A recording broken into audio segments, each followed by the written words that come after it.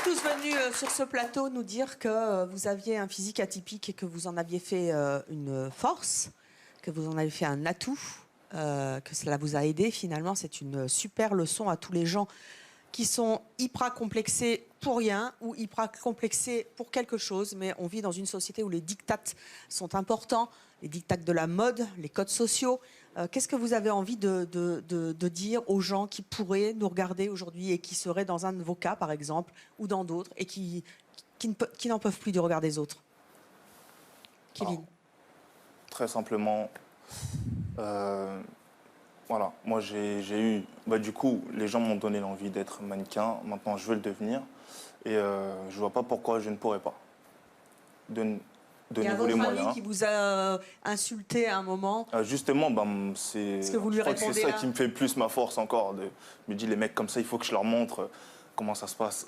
Et si vous aviez une phrase à lui dire à cet ami, vous lui diriez quoi? Merci à toi. Wilfried. Les gens qui sont grands, il n'y a aucun inconvénient dans la vie. Tout est dans le mental. Emeline. Quand il dit qu'il n'y a pas d'inconvénient à être grand, je ne suis pas tout à fait d'accord. Ne serait-ce que parce que, par exemple, je fais un magnifique 44 et que ce n'est pas évident de trouver des chaussures à talons. 49, hein. Oui, voilà. Donc, parce que, ouais, c'est pas pareil. Oui, non, mais... Parce que lui, c'est un garçon qui est grand. C'est moins choquant qu'une fille. Moi, je dirais au jour d'aujourd'hui, la vision des gens.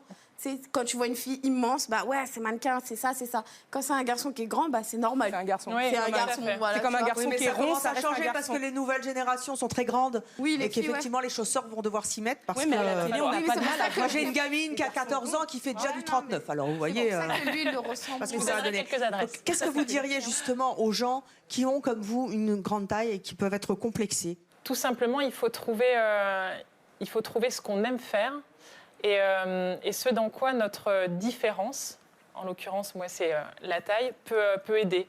Voilà, donc moi, je l'ai trouvé dans le basket. Je me suis sentie bien dans mon équipe. Il y a d'autres sports, il y a d'autres choses dans lesquelles on peut s'épanouir. Et simplement penser que sur tous les regards qui peuvent se tourner sur nous, il y en a qui nous envient. Et pour cela, il faut se tenir droit et être fier. Voilà. On aurait en un mot.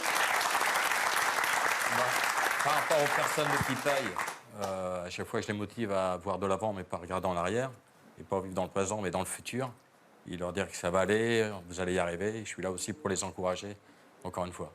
Jewel.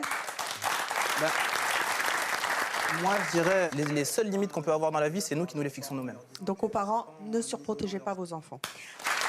Un mot pour tous ceux qui se sentent trop minces, qui veulent grossir et qui n'osent pas. Assumez-vous, vivez votre vie comme vous voulez, affrontez le public et tout ce qui vous entoure, et soyez simplement démente ou dément. Et donc, le dernier mot à nos deux cœurs-vie, ensemble, toutes les deux qui se ressemblent toutes les deux très fort, pas toutes, mais il y a de la place, hein. Et c'est bien de l'assumer. Qu'est-ce que vous diriez? Moi, je dirais déjà que dans un premier temps, on ne marche pas avec l'étiquette dehors, donc peu importe ce qu'il y a écrit dessus. Je ne sais pas si sur mon étiquette, il y avait écrit 34-36. Est-ce que ça ferait quelqu'un de différent? Non, en fait, je serais exactement la même.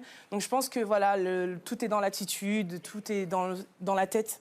C'est vraiment ça. C'est à partir du moment où on se fait la démarche, on fait la démarche d'être heureux, en fait, on l'est tout simplement. Et Sarah? Moi, je dirais, arrive comme un tank et tu feras peur aux autres et c'est là où tu me traduis. Mais ouais, mais c'est impose-toi et n'aie pas peur de regarder les gens parce que c'est ça qui fera ta force. Moi, j'aimais bien arrive comme un tank. Bah ouais. Ça me plaît bien. Et ça, c'est mon choix parce que la dérision et l'humour, ça sauve de tout. Je l'ai toujours dit. Merci à tous nos invités. Merci à vous de nous avoir suivis et à très vite sur Chérie 25.